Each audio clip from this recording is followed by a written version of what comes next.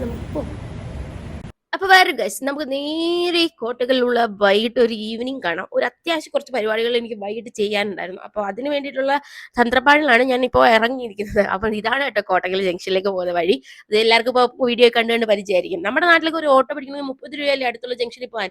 ഇവിടെ 10 രൂപ കൊടുത്താൽ മതി ഗൈസ്, നമ്മളെ അടുത്തുള്ള ജംഗ്ഷനിൽ കൊണ്ടുവിടും. അത് കാലിയായിട്ട് റിട്ടേൺ പോകുന്ന വണ്ടികളിൽ കയറി കഴിഞ്ഞ് കഴിഞ്ഞാൽ അടുത്തുള്ള സ്റ്റോപ്പ് ആണെങ്കിൽ ഒരു 10 രൂപ കൊടുത്താൽ മതി. മറ്റേത് 30 രൂപ കൊടുക്കണ്ടേ. ഇത് ലാഭം വലിയ പരിപാടി. അപ്പൊ ഞാനൊന്ന് പോയിട്ട് വരാം, ഒരു അത്യാവശ്യ പരിപാടി ഉണ്ട് കേട്ടോ. പോകുന്ന വഴിക്ക് ഞാൻ കുറച്ച് കാര്യങ്ങൾ കാണിച്ചു തരാം. ഈ ഭംഗിയുള്ള ഒരു ഈവനിങ് കൂടെ കാണിക്കണമെന്ന് തോന്നി കേട്ടോ. നല്ല ഭംഗിയില്ലേ, നമ്മുടെ നാട്ടിലും ഇങ്ങനെയൊക്കെ തന്നെ ആയിരിക്കും ഈവനിങ്. എന്നാൽ അപ്പൊ ആദ്യത്തെ പരിപാടി കഴിഞ്ഞാൽ നമുക്ക് അടുത്ത പരിപാടിക്ക് പോകാം.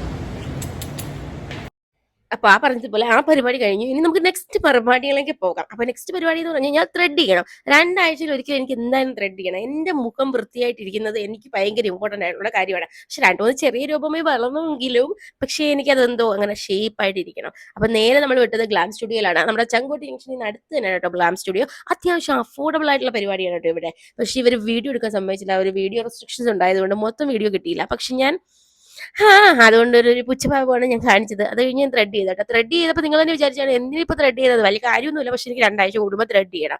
എനിക്ക് അങ്ങനെ വളർന്നിപ്പോൾ നിൽക്കുന്ന എന്തോ ഒരു ഇറിറ്റേഷൻ ഫീലിംഗ് ആണ് തോന്നുന്നത്. പിന്നെ നേരെ വിട്ടത് കേട്ടോ മരുപ്പച്ചയിലേക്കാണ്.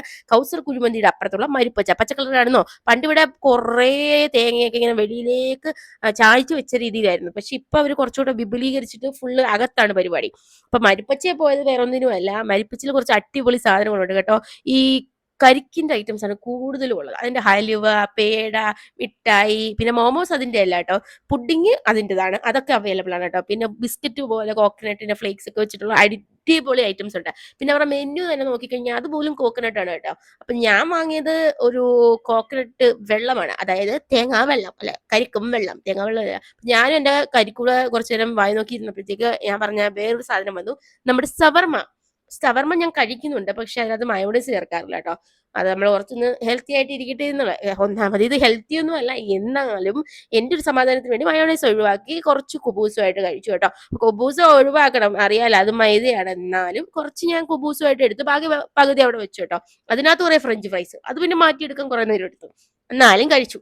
അത്യാവശ്യം കൊള്ളായിരുന്നു കേട്ടോ. പക്ഷെ 160 രൂപ അങ്ങോട്ട് അടുപ്പിച്ച പ്ലേറ്റ് ഷവർമ്മയ്ക്ക്. അതിനുള്ള മുതലുണ്ടോയെന്ന് ചോദിച്ചാൽ എനിക്ക് അറിഞ്ഞൂടാ. പിന്നെ നെസ്റ്റോയ്ക്ക് പോയപ്പോൾ ഈ ചെടി മേടിച്ചാൽ കൊള്ളാവുന്ന ഒരു ആഗ്രഹമുണ്ട്. പിന്നെ ഹോസ്റ്റലല്ലേ, വെറുതെ ചെടിക്ക് വെള്ളം ഒഴിക്കണം. ഞാൻ പിന്നെ വീട്ടിൽ പോയി കഴിഞ്ഞാൽ ഒരാഴ്ചയൊക്കെ കഴിഞ്ഞിട്ട് ചിലപ്പോൾ തിരിച്ചു വരുത്തോളൂ. അപ്പോഴത്തേക്ക് ചെടി മരിക്കും. പിന്നെ അത് മേടിച്ചില്ല കേട്ടോ. പിന്നെ കുറച്ച് പച്ചക്കറിയൊക്കെ നോക്കി ഇങ്ങനെ കറങ്ങി തിരിഞ്ഞ് ഞാനിങ്ങനെ തിരിച്ച് വീട്ടിൽ പോയിരുന്നു.